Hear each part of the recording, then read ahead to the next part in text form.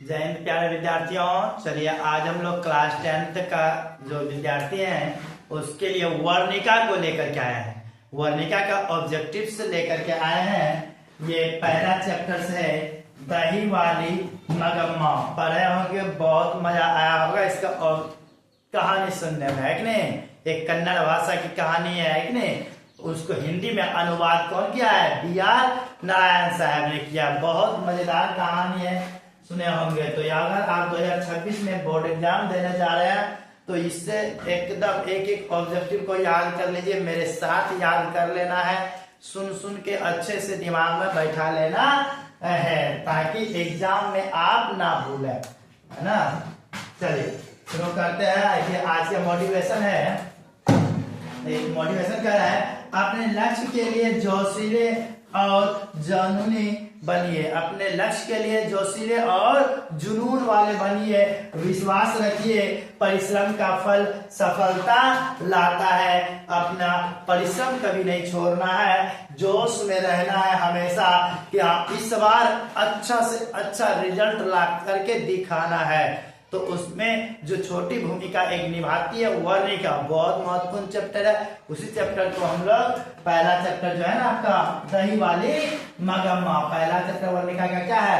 दही वाली मगम्मा, इसको लेकर के आए हैं। तो चलिए शुरू करते हैं। पहला क्वेश्चन देखिए, बी.आर. नारायण कहानी अनुवाद किया है। मतलब कौन से कहानी का अनुवाद किया है? अनुवाद का मतलब होता है ट्रांसलेट करना, है ना। ट्रांसलेट यानी दूसरे भाषा को हिंदी भाषा में जो किया है ना उसी को अनुवाद बोल रहे हैं, अनुवाद करना। कन्नड़ भाषा में ये दही वाली मगम्मा लिखा गया था। कर्नाटक के लेखक साहब थे, तो कन्नड़ भाषा में लिखा हुआ था, उसको किसमें अनुवाद किया गया?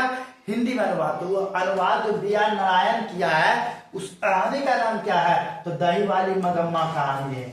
वो कौन सी कहानी है? दही वाली मगम्मा। ये दही वाली मगम्मा कन्नड़ भाषा की कहानी है, बहुत मजेदार कहानी है। अगर इसका वीडियो चाहिए आपको, अगर चाहते हैं कि इसका पूरा थ्योरी समझा दीजिए एक बार सब कहानी को, तो आप कमेंट करके बता दीजिए। इसका पूरा कहानी हम लेकर के आएंगे। अभी ऑब्जेक्टिव चल रहा है क्योंकि एग्जाम का समय बहुत कम बचा है, तो एग्जाम को ध्यान में रखते हुए अभी ऑब्जेक्टिव का सही चल रहा है। दही वाली मगम्मा, बोलिए कोई दिक्कत? बी.आर. नारायण ने किसका अनुवाद किया था? दही वाली मगम्मा। कन्नड़ भाषा में था, हिंदी में अनुवाद किया, जिस भाषा में हम लोग पढ़ रहे हैं, है ना।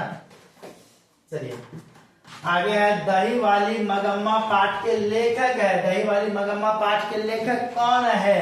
श्रीनिवास जी, सावरदैया, सुजाता, इनमें से कोई नहीं, बताना है इनमें से कौन लेखक है, बताइए। सही आंसर क्या हो जाएगा आपका?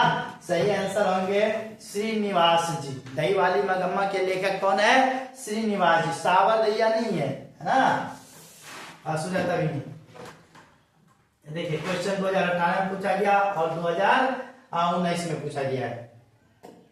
आगे क्वेश्चन, मगम्मा की बहू का क्या नाम था? मगम्मा की बहू का क्या नाम था मित्रों, बताइए, है ना।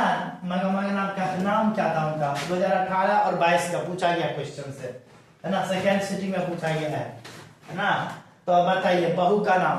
कितना खतरनाक बहू होती है ना, सास को अलग कर देती ने, और फिर जब लोभ घेराता हो जाके उसको फिर मनाया, है ना। तो मगम्मा की बहू का नाम क्या था? ये नजम्मा नाम था। क्या नाम था? नजम्मा थी इनके बहू, है ना। बेटे को मार रहे थे, याद है ना। याद करिए, एकदम कहानी याद रहना चाहिए, तब ऑब्जेक्टिव्स सब बनेगा। नजम्मा बहू की नाम थी और सास जो थी इनके मगम्मा थी। क्या करती थी? दही बेचती थी, है ना, बेंगलुरु शहर में। उस घर में अब सास और बहू में स्वतंत्रता की होड़ लगी है ना। किस घर की बात हो रही है? सास और बहू में स्वतंत्रता, आजादी चाहिए। क्या चाहिए? आजादी चाहिए। तो आजादी की होड़ किसमें लगे हुए थे? तो नगर में, माँ में, जाते विश्वास में, दही वाले मगम्मा में। दही वाले मगम्मा में, बताइए सही आंसर तो आपका यही होंगे, दही वाले मगम्मा, है ना।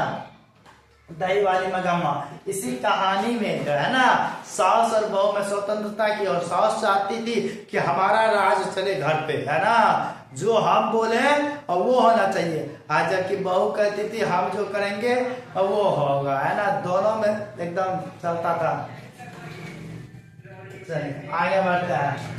रगप्पा कौन था? रगप्पा कौन था बताइए? 2019 का क्वेश्चन है। रगप्पा कौन था? याद आ रहा है कि नहीं याद है ना? पढ़े हुए ज्यादा दिन हो गया, ध्यान से थोड़ा सा उतर रहा होगा, ध्यान में लाइए। क्या था रगप्पा? जुआरी था कि व्यापारी था कि वकील था कि किसान था? किसान नहीं था, वकील भी नहीं, व्यापारी भी नहीं, जुआरी था। क्या था? जुआरी था। जो क्या चाहती थी? मगम्मा से कुछ पैसे उधार मांग रही थी, है ना, वह जान छुड़ा के किसी तरह इससे बची, पैसे मांग रही थी। जुआरी था, जुआ खेलने के लिए। जुआरी और गांव घर का नहीं देखता है कुछ जुआरी, कुछ लुच्चा टाइप के लोग, है ना, तो वही लुच्चा टाइप के लोग, लुच्चा शब्द समझ रहे ना। आगे, मगम्मा का किससे विवाद था? मगम्मा का विवाद किससे था? बेटे से, बहू से, पोते से, सास से। पोते से तो प्यार करते थे, इससे विवाद थोड़ी ना था, है ना, ये नहीं होंगे। सास तो ही खुद है, मगम्मा खुद ही सास ही है कि नहीं नगम्मा की, तो ये तो नहीं होंगे, है ना। बहू से विवाद था। किससे विवाद था? बहू से, है ना। सास बहू का झगड़ा बहुत खतरनाक होता है ना, सास बहू का झगड़ा घर में हो जाता है। तो मगम्मा का किससे विवाद था?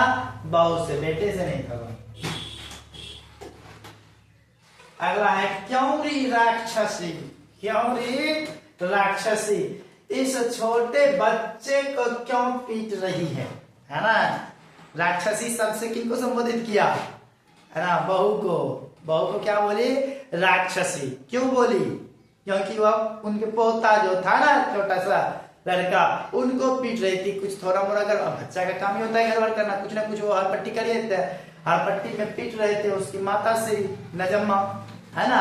हाँ, तो आप जानते हैं पोता और दादी दादा का जो रिलेशन होता है ना, ये बहुत खतरनाक होता है ना। अगर कोई पोते को पीटे, उसको बर्दाश्त नहीं होता है ना, तो अपनी बहू को क्या कहती है? क्यों राक्षसी इस छोटे बच्चे को क्यों पीट रही है? इसी बात को लेकर तो विवाद भी हो गया, लड़ाई झगड़ा भी हो गया, अलग हो गया, बंटवारा, है ना, सास बहू में। तो किसको बोला था?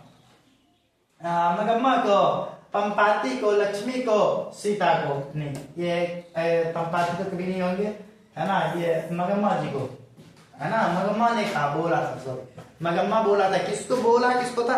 नजम्मा को, है ना, नजम्मा अपने बेटे को।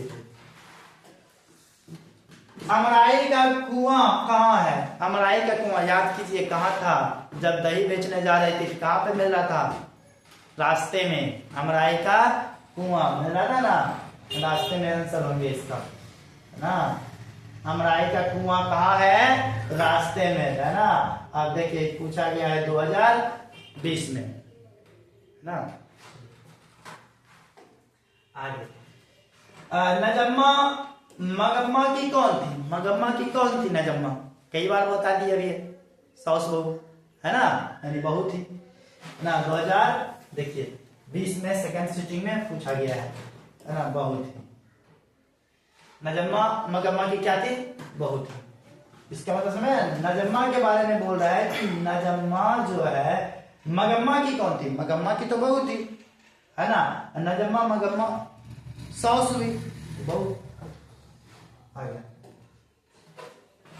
मगम्मा क्या बेचती थी बताइए? इसको तो कभी भूलने वाले नहीं है ना। दही बेचती थी।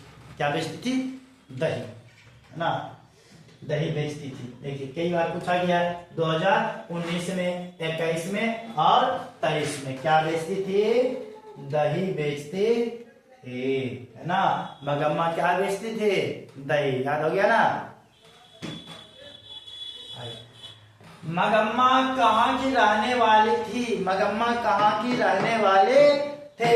अवलूर के पास किसी गांव के रहने वाले थे, शातुर के पास किसी गांव की। यही आंसर ऑप्शन ए ही होंगे, तब पढ़ के क्या करिएगा, है ना।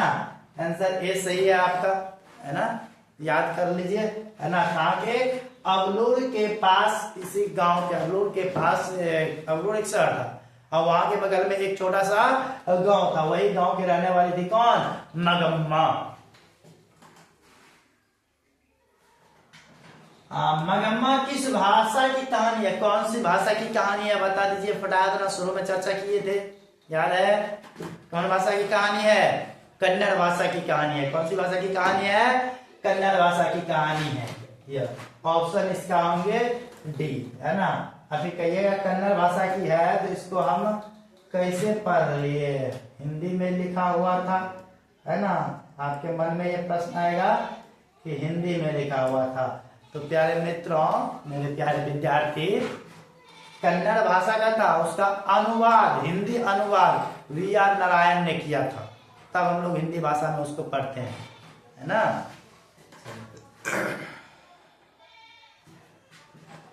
मगम्मा मिठाई किसके लिए ले जा रही थी?